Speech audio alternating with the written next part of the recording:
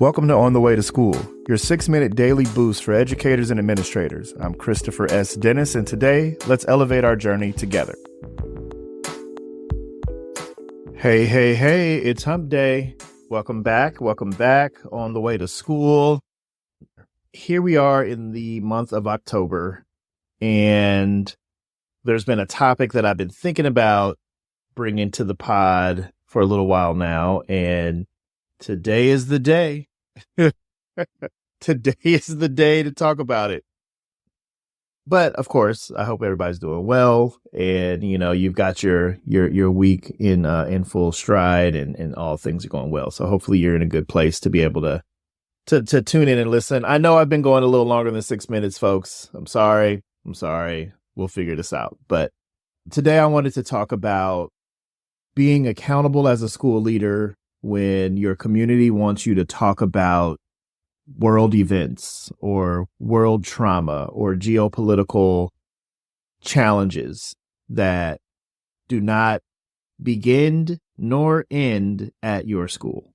And there could be any number of those things. In 2020, it was the movement of Black Lives Matter after the murder of George Floyd. There was the attack on Asian Americans. There was the homophobic, the mass shooting that took place in an Orlando nightclub.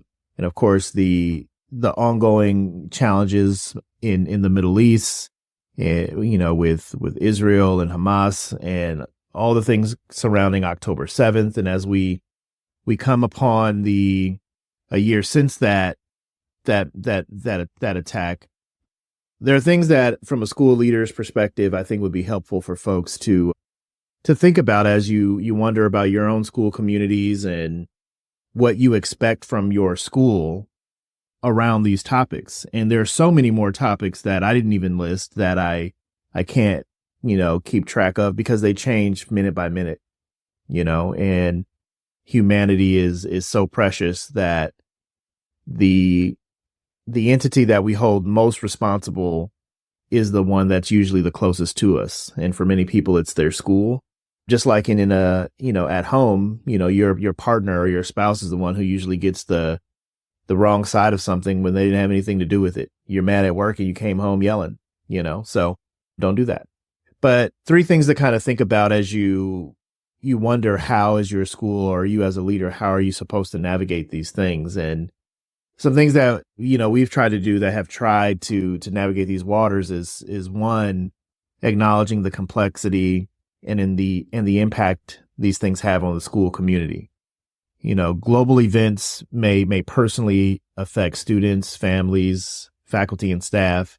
And our goal, our responsibility as a leadership group is to create space for empathy and understanding and do our best to not, get into the right or wrong of it all. Although at times you're going to be called to do so, and you may feel compelled to do so and weigh in on where you as an organization stand. But the goal is to sustain belonging and emotional safety within the community. So you've got to acknowledge the complexity and the impact of these things on the community. Second, you want to promote the informed and compassionate dialogue. Okay, the way that you engage in the dialogue is just as important as the facts of what took place.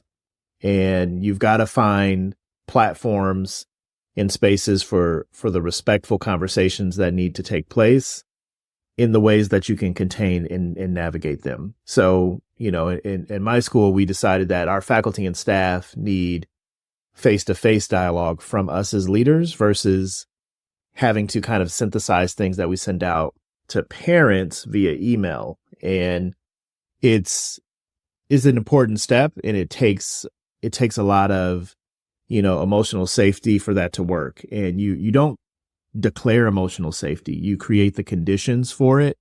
And when people enter into the space, if they take advantage of the conditions you've created for safety, they determine if it's safe. All we can do is create the conditions. So promote compassionate and informed dialogue. And third, you got to frame your response through the values and mission of your school. You can't interpret what this politician says or what, is going on at the federal level. But what you can do is talk about how the essence of your mission can speak through these events. And that's if you choose to respond and engage. I think healthy schools do respond and engage in proper ways, but you've got to frame the mission as the anchor. And as I've said on previous podcasts, that's what everybody agreed to be in community together. So your response has to echo that mission, and you're just asking people to call back to that mission and know that once they walk into the space of campus, you're trying to uphold the essence of the mission to its highest standard, and that's your reasonable agreement. So you got to talk about things that are happening in the world because we are preparing our students for the world. And while we're doing that, we're also asking faculty and staff to navigate and compartmentalize their own beliefs and experiences in challenging ways to show up for kids. So we don't want to take advantage of or, disregard the fact that adults are managing and navigating this at a high rate too. And we want to honor their presence. So, trauma definitely has to be dealt with and processed, but it's also important to know that, if we're having a hard time communicating, that's noticed. So the best thing to do is prepare for it, acknowledge the complexity, compassionate dialogue, and respond to the school's mission. All right. So hopefully that's something for you on the way to school. See you tomorrow. Thanks for joining me on the way to school. Stay inspired, stay motivated, and keep making a difference. I'm Christopher S. Dennis. See you tomorrow.